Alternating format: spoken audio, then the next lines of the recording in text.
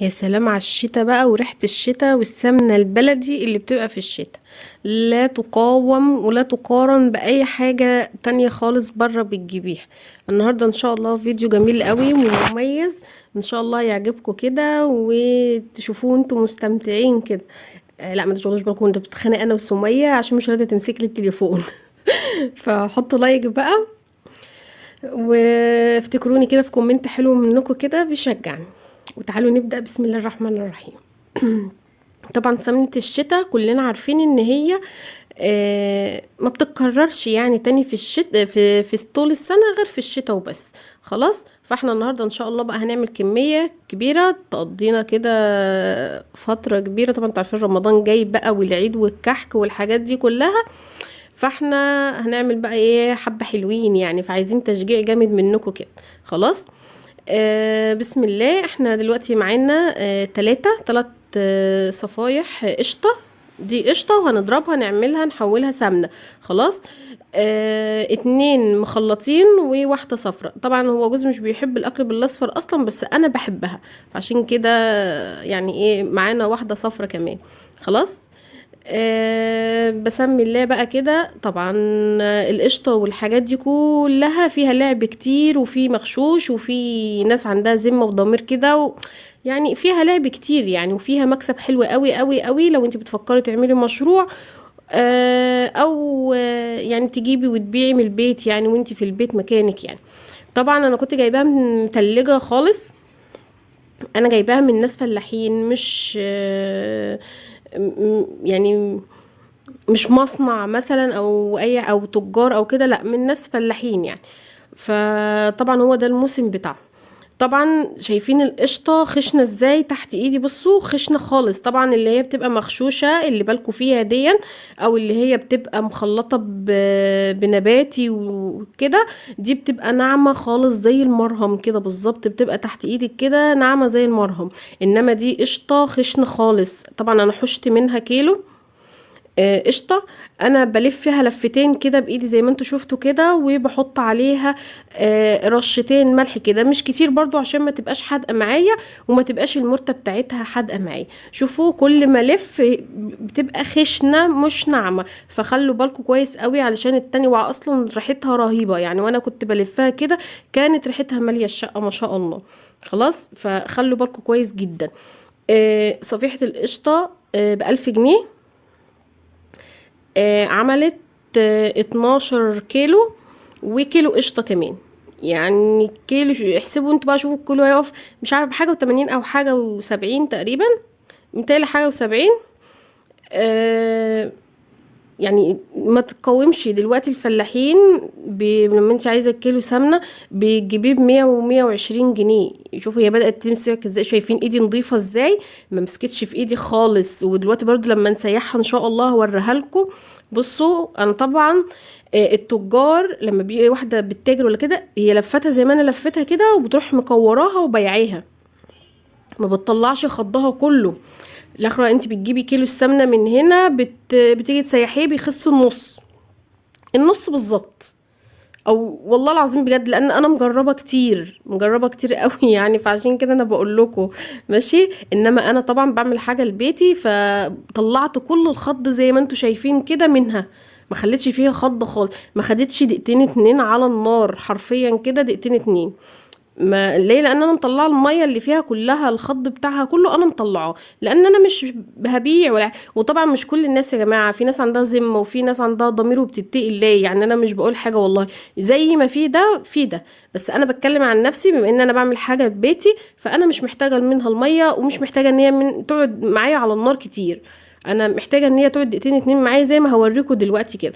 معايا طبق تاني فيه ميه، بصوا خدوا بالكم بقى ان هي عايمت على الميه ازاي، يعني سمنه وكوره وتقيله وعايمه في الميه مش غطسانه تحت. ماشي، فخدوا بالكم من الحاجات دي كلها علشان انا مجربه كتير.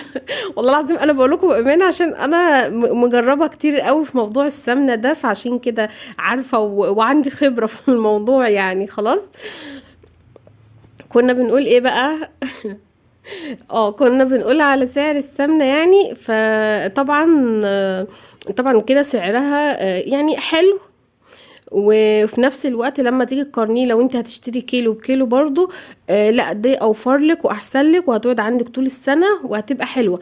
طبعا السمنة البلدي دي بتتوفر في الشتاء بس، مش في الشتاء بس، يعني هي موجودة طول السنة، بس بتبقى الفرق بتاعت شهرين الشتاء اللي هم قوي اللي احنا فيهم دول بصراحة بتختلف عن اي سمنة طول السنة، بتختلف عن بتاعة الصيف، بتختلف عن كمان شهرين كده. خلاص.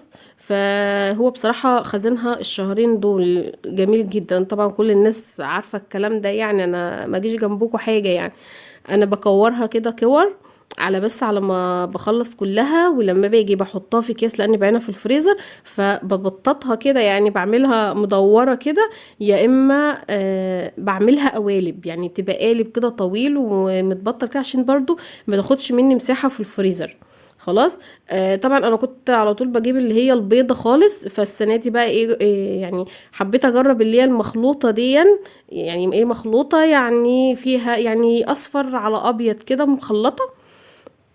فيعني حبيت اجربها كده اما اشوفها السنة دي كده يعني عاملة ايه وكده. في ناس كتير بتشكر فيها، طبعا انا كنت عمال اعصر فيها، بصي بعصر فيها خالص، وطبعا ايدي ما فيهاش حاجة، يعني ايدي مش متعصر، ده هو بس ظهر ايدي ده هو اللي فيه، انما ايدي من جوه بيضة مش مزليطة، مش مدهننة في ايدي خالص. على فكرة انا ايدي ولا كأني فيها سمنة نهائي.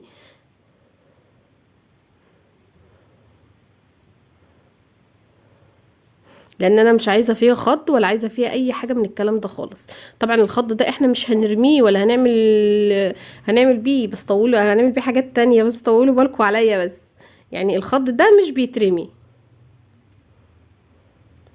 لان هو فيه بواقي سمنه، هو فيه سمنه، يعني مش ان هو مش شويه ميه بس كده، لا هو فيه، فعشان كده ان شاء الله مش هنرميه وهنعمل بيه شويه حاجات كده. تابعوني بقى وحطوا لي لايك كده حلو منكم كده، وكومنت برضو حلو، وقولوا لي انتوا بتجيبوا سمنه منين وبتعملوها زي كده ولا ما بتعملوهاش، ولا بتعملوا ايه يعني، مامتك بتعملها لك ولا حماتك ولا مين اللي بيعمل لك؟ فقولي لي بقى في الكومنتات. طبعا هو الموضوع متعب ومجهد جدا. وهتفتكروا ان هو سهل يعني، ماشي. انا لما خلصت كان حرفيا كده دراعي مش قادره اشيله خالص يعني. بس الحمد لله ده طبعا بيبقى خير في البيت وخزين طول السنه، فما فيهاش حاجه يعني لما الواحد يتعب شويه، عشان يعني طول السنه وكده، فيبقى بيتنا مليان بالخير دايما. خلاص. دي طبعا اللي هي الصفرة بقى، دي صفرة خالص.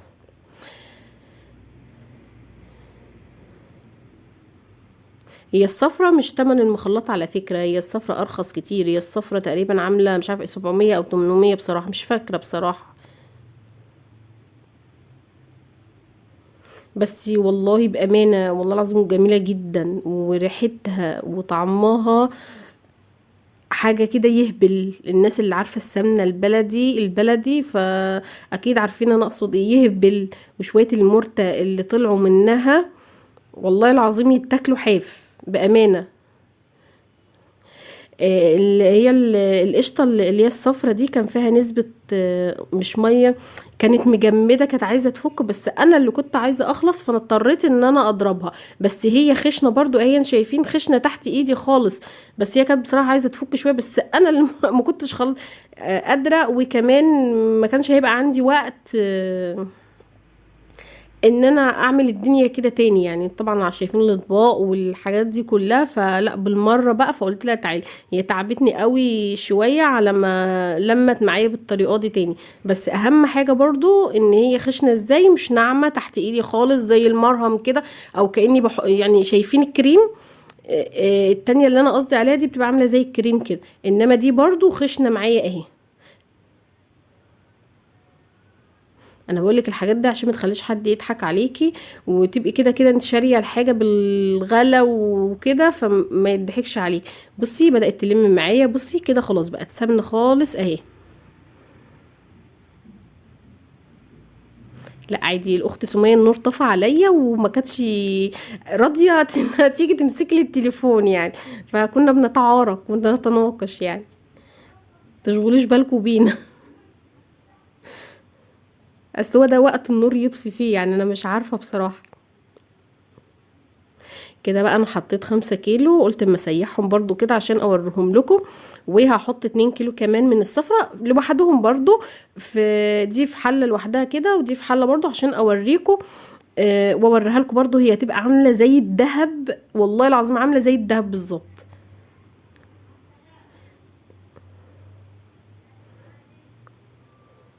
والتانية كمان على النار اهي، الصفرة برضو لوحدها.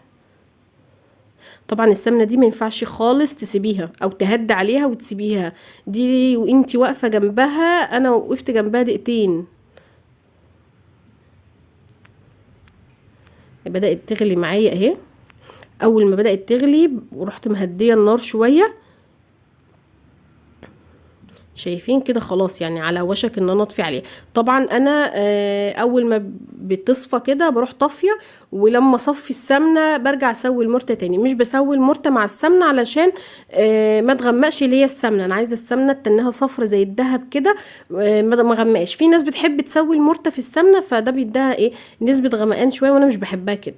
هي كده خلاص اهي، بصوا.